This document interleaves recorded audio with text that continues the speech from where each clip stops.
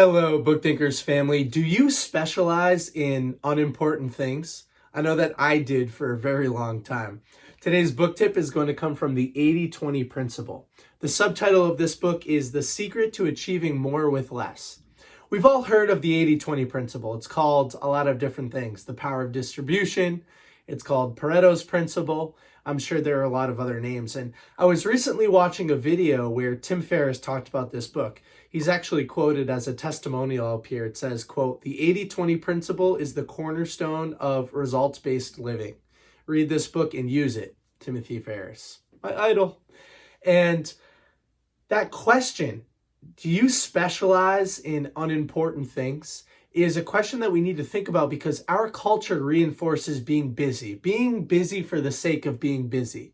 But that's a form of laziness, because if you're not doing highly efficient things, the 20% of your activity that leads to 80% of the results, then you're not taking the time to plan out your schedule, and therefore you are exercising a form of laziness that is hard to understand. It's sort of counterintuitive, but it makes complete sense when you reflect on it.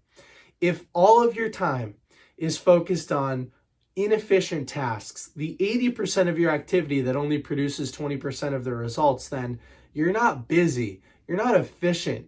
You are promoting a form of laziness that, like I said, our culture reinforces. They say, don't stand still, run, be busy, work a million hours a day. And I've fallen into that trap plenty of times.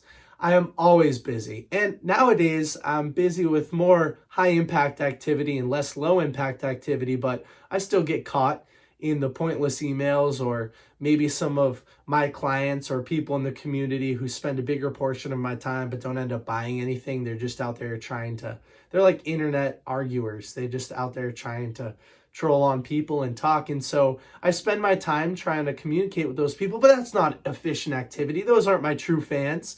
And so this book is a great way to reframe your activity in a million different ways. The One Thing by Gary Keller talks a lot about what is the one domino that you can chop down today that will make the rest of your life easier. And so with the 80-20 principle, what 20% of activity will produce 80% of the results or make the road ahead 80% easier for you? And so those are questions that I like to think about. Don't be productive for the sake of being productive. That is a form of laziness. What a fun statement. And that's today's book tip. Bye.